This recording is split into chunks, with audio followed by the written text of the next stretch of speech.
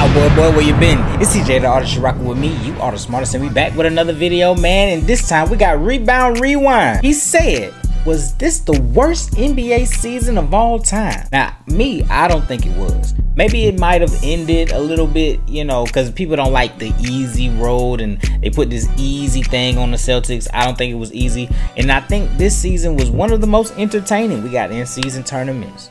We got Giannis running after the game ball after he dropped 64. We got Draymond Green choking people, turning and spin punching on people. We got a good chance to watch Ant-Man become the new Kobe, new Michael Jordan. We watched Wemby. We watched people get their ankle broken. We watched LeBron James score 40,000 points. And you say what? Worst season? Nah. But we finna see what he gonna say. Like, comment, subscribe, all that good stuff. Could you turn me up in the headphones a little bit? Here we go. Rebound Rewind. The 2024 NBA season is officially under the wraps, and it's... Oh yeah, Giannis was hurt. Yeah, and they trying to say, well, the Celtics, they played against everybody, but everybody was hurt. Bump all that. It's time to ask ourselves, did we just witness the worst NBA season of all time? No. Before I answer that question, let's present both sides of the argument. Okay, thank you. Both yes and no. I'll give an argument to why this was a great NBA season and why it was not. And since I want to end this video on a high note, let's start with... Yeah, I think he gonna mention Draymond being a UFC fighter. Negative answer. The 2024 NBA season was one of the worst NBA seasons of all time. We had a relatively boring playoffs. The only series that was truly exciting was that Wolves versus Nuggets yeah, it went 7. series. Some series had flashes of greatness, like the Mavs' journey to the finals was fun. Aside from seeing Kawhi Leonard getting hurt, that first round Clippers match could have changed the whole story of the playoffs. But the Eastern Conference was the true culprit of the boring postseason. See, that's the thing. See, y'all gonna call it a NBA worst NBA season, but then you jump straight to the playoffs. Talk about the season. Too many injuries to even be considered hyped about before it even started. Giannis Antetokounmpo was ruled out. Damian himself got hurt in that first round. Jared Allen missed most of the playoffs. Donovan Mitchell eventually got hurt right after the Cavs almost made that second round competitive. The Knicks were banged up. The Pacers eventually lost Tyrese Halliburton. The Celtics had an easy time going to the finals. Back in February, the All-Star game this season wasn't much of a game. It was nice that the All-Stars were able to raise money for charity. Yeah, they don't care about that anymore. I think the best way to fix the All-Star game, to be honest, is get 2 of the hottest rivals in college and let them play on that day in front of all of the NBA stars. I'm telling you, it'll be way more competitive, and we'll know who the college people is. I'm telling you, it'll be way better because they don't care. They don't care. They're not gonna care because if I go out here and get hurt, I'm gonna be hurt for my team. I still gotta go back to my team. I still gotta go win. I still gotta make this money. I ain't about to get hurt out here.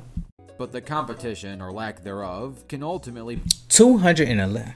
I forgot about that. Be explained in these plays. From a viewer perspective, it was not exciting. The MVP race was lackluster. I'm not saying Nikola Jokic shouldn't be MVP. He deserved the trophy, but I believe that they're just looking for a new face eventually. But Jokic getting, like, averaging a triple-double is hard to compete with. The race itself did fall apart after Joel Embiid became disqualified due to his injury. Yep.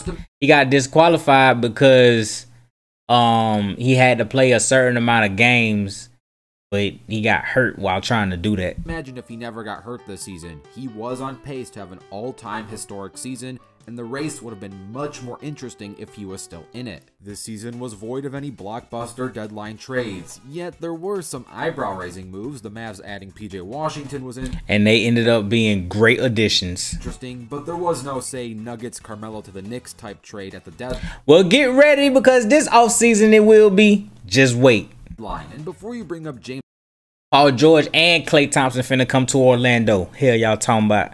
Harden being traded to the Clippers in the beginning of the season, yes, that was also interesting, but let's call it what it is. Stop putting James Harden on your team. James Harden is not in his prime, and he's been on one too many teams for any type of James Harden trade to be blockbuster news anymore. He can stay with the Clippers. He's actually decent with the Clippers when he's not the focal point.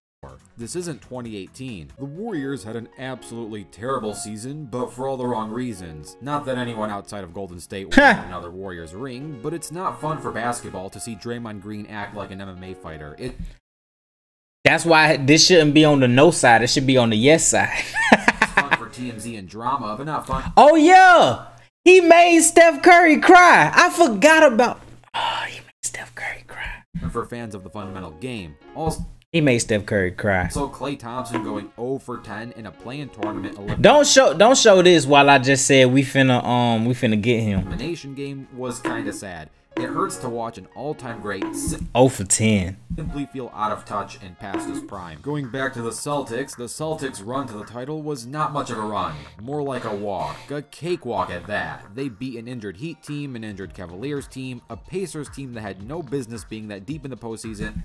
Because they beat an injured Bucks team. And Tyrese ended up getting hurt anyway. Then they faced a completely gassed, unequipped Mavericks team who overachieved and wasn't really finals built, nor finals ready. Just imagine hypothetically if the Celtics had to go up against a fully healthy Bang! Like Giannis and Dame, or if the Eastern Conference Final had a fully healthy Knicks team instead of... They'll still beat the Knicks. I don't care what you say. ...a banged-up Pacers team. The finals itself was uncompetitive. The drama before the finals was more interesting than the actual on-court What? finals. Congrats to the Celtics. They did come team. The finals itself was uncompetitive. The drama before the finals was more interesting than the actual on-court. The hell is y'all watching at the dang post conference?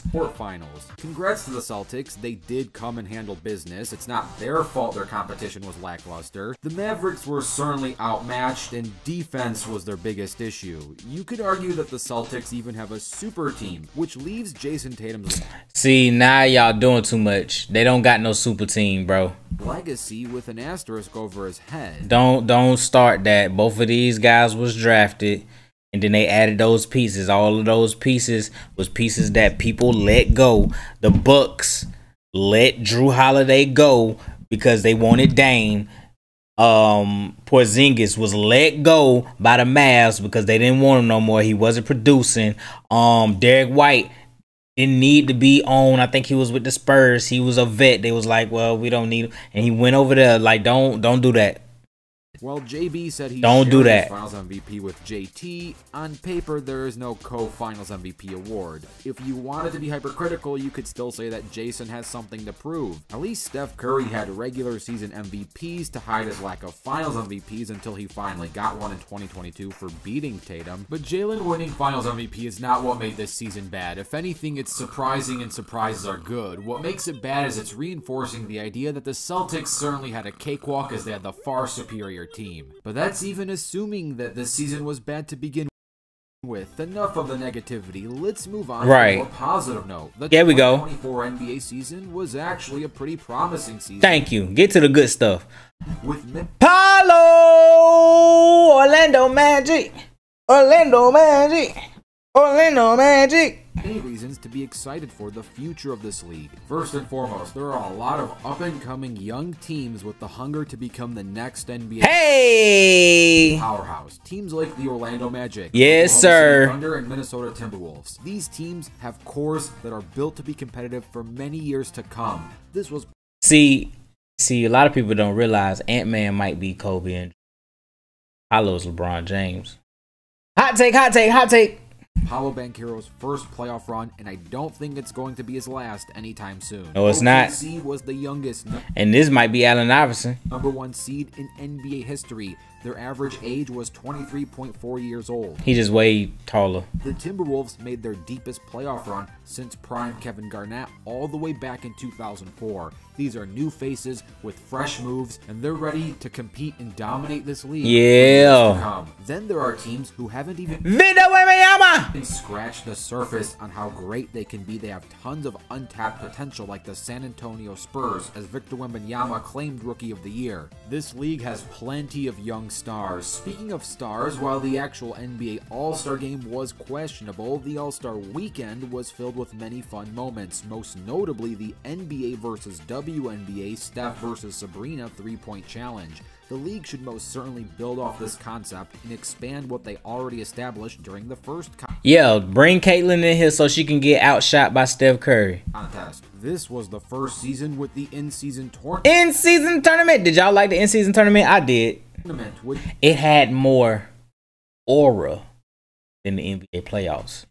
To many surprise, actually turned out well. It was confusing beforehand when it was initially announced. They did a bad job explaining the rules, but when it actually rolled out in real time, the regular season felt much more than just another day in the world of basketball. There was an actual sense of competition. Years down the road, this season will be looked at and remembered as the start of the in-season tournament era, with the Lakers as the first in-season tournament champions. Speaking of the Lakers, we gotta talk about LeBron James. LeBron James. This was the season in which LeBron surpassed 40,000 points, an all-time. Dang, so every time he passed somebody, he lost that game?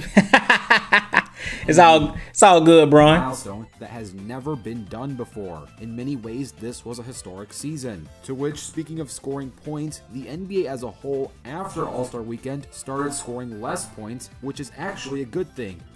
Defense, they started locking in. Still averaged an absurd 114.2 points per game for the season as a whole, but there was a significant drop post All-Star break, in which the league dropped from 115 points per game to 112, which would take us to 2019 type basketball. This is also the first time in a long time when we saw a decline in scoring from the previous season, which is a positive trajectory for the competitiveness of the league. This is mainly due to the NBA calling less fouls and having less free throw attempts altogether, and even the pace has declined from last season, albeit a small decrease, but it's a good sign for the future. The postseason, while it certainly could have been better, especially with all the injuries, it still had an all-time great Timberwolves versus Nuggets series in the second round of the Western Conference. Saying that series would go to 7 is one thing, but the way in which it went to 7 is a whole nother story, with Minnesota winning the first 2, the Nuggets bouncing back winning the next 2, and then the Timberwolves finding a way to cap it off in 7. The Mavericks' run to the finals also deserves recognition. Yeah, their Mavericks run to the finals was actually very, very nice. It was